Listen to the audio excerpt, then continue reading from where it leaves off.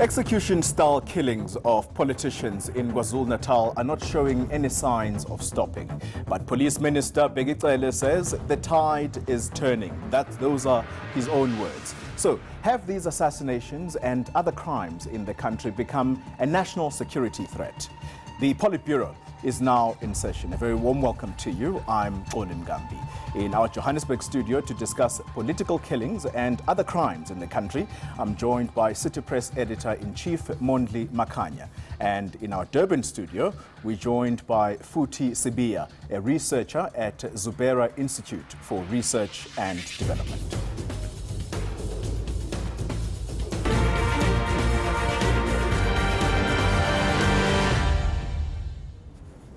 But first, we begin with the latest execution-style killing of another ANC member in KwaZulu-Natal. Last weekend, Nkosikhona Matlagana, a former ANC branch secretary in Umzimkhulu, was shot at close range by heavily armed gunmen in his home. Matlagana's son explains what happened. Bangenile bafike babuze enganeni ukuthi ngaba singamthola kephi uNkosikhona. Zishingani zithi nange lapha phezulu eladini babe sebakhuphuke ukuthi bawufika kuyena bese iqedile iglobe bese ibopha ngaleso sikhathi mayifika kuyona usho ukuthi bamdubulele eladini beqala wehlika eladini baqhubeka bamdubula kwaze wabulala phansi. Well, despite the murders being characterized as political killings by a number of senior ANC leaders, its alliance partners, including, by the way, the Police Minister Bheki Cele himself, ANC Secretary General Ace Magashule says the assassinations may be targeted, but the governing party does not agree with them being termed political killings. We have noted these killings. Killings are killings, they are criminal. It's a criminal thing. You can't term it political. I think we can see that these killings are targeted. There is this pattern of targeting certain people. And I'm sure we have said the law enforcement agencies must do their work without fear and favor. And I'm sure we'll be able to crack all these killings. If those killings are happening internally, I'm sure the ANC will even expel some of the perpetrators if they are involved as ANC members in these activities. All right, let's get this discussion underway now. Mr. Makhanya, thank you very much for coming through. I want to start with you. If the governing party cannot speak with one voice, or as to whether these killings are politically driven, can communities out there be assured when government says they're going to put a stop to them?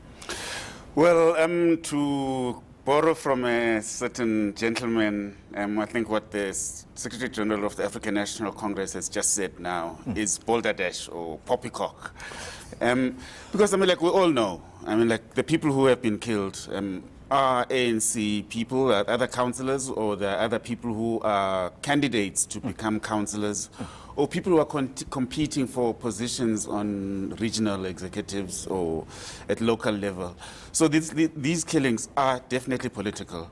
And I do not know why the SG is in denial about it, because the ANC has acknowledged it. And it's been over and over, many ANC leaders have spoken about it, and it's been characterized as a problem.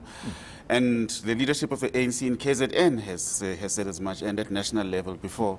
So, and I think that it is necessary, before you begin to try to solve a problem, that you first acknowledge and diagnose what the problem is. And the issue is, there are political killings.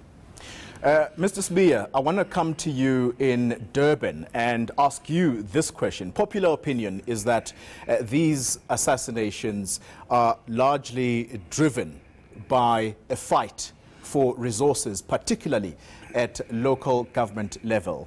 And the question I want to pose to you is actually related to a recent case, the Ndumeni mayor who was arrested recently. Does that case involving that mayor lend credibility to that these are largely driven by resources, a fight for resources, but also that they are internal to the respective political parties? It does. It does. It confirms that they are targeted at politicians. It confirms that it's not due to political differences or ideologies or different political programs. It confirms that they are driven more by competition for the resources, competition for power to influence what happens to the economic opportunities that are derived from the positions, the political positions. I have argued for a while that these killings are, if we are saying political because they involve politicians, then they are political. But if we are saying political because they are pursuing a political agenda, they are pursuing a political program, I disagree that they are political. They are killing of politicians for reasons that are criminal, for economic benefit. Bob Makany, I want to come back to you.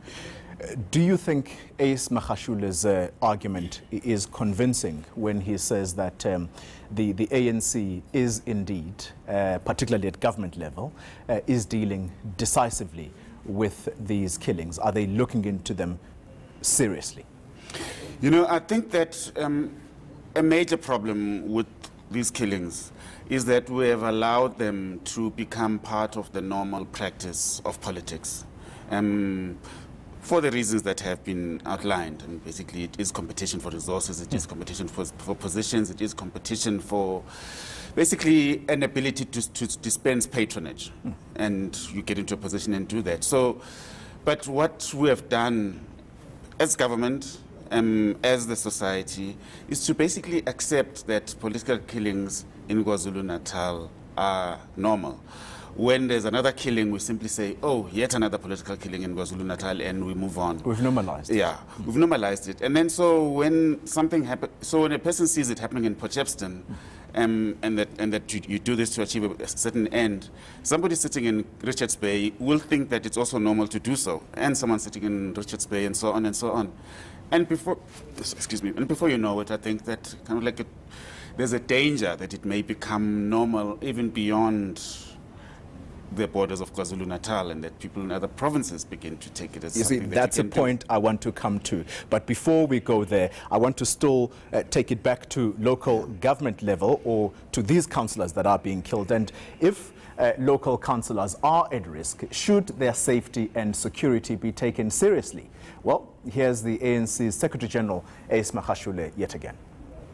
There is this question around security of councillors. Those are governance issues which we did not have time to look at. And that's why we want to focus holistically on government issues. Mr. Sbiya, again, I want to come back to you. If you listened carefully there to Ace Magashule, he says that they did not have time to discuss this issue of local councillors, the protection of these local councillors. I go back to this question. Is the ANC, at least at government level, serious about this when a governing party is going to hold a meeting of its highest decision-making structure, and coming out of that meeting, which, by the way, takes place amid these political killings, they come out and say, no, we didn't discuss that matter? It does beg the question, because it then says, is it an issue that we are considering to be important? But I also suspect that it is an issue that they are finding very, very difficult to deal with. And part of the problem that I think we are causing by focusing so much on defining it as political or not political is that it does tend to then, if we say it's political killings, it makes politics not just the sin of the crime, but the cause to the crime. And you then end up with a situation, I suspect, where the politician is asking, do I acknowledge this and become part of the problem, or do we accept that this is criminality and then deal with it as criminality? I feel that if we were to deal with this as criminality, we will find that it will be society and politicians and government on the same side. If we keep saying that it's political, it does have a tendency of suggesting that it's politics versus society. or it's politics and crime versus society. So I do suspect that they are struggling to deal with the matter. But it also goes beyond this for me. Remember, last year, October, we received a report on crime statistics for 2016-2017, and it indicated that KZN came third on murder rate. And on a score of something like 39 people for every 100,000 people versus something like 55 people for every 100,000 people for the Eastern Cape. So we do have a criminality problem. When we start to localize it to KZN and localize it to political, it does tend to shift the focus to what we otherwise should be dealing with as a criminality problem within our country. All right, let's take a pause there for the moment. After the break, family members of those being killed are crying out for justice.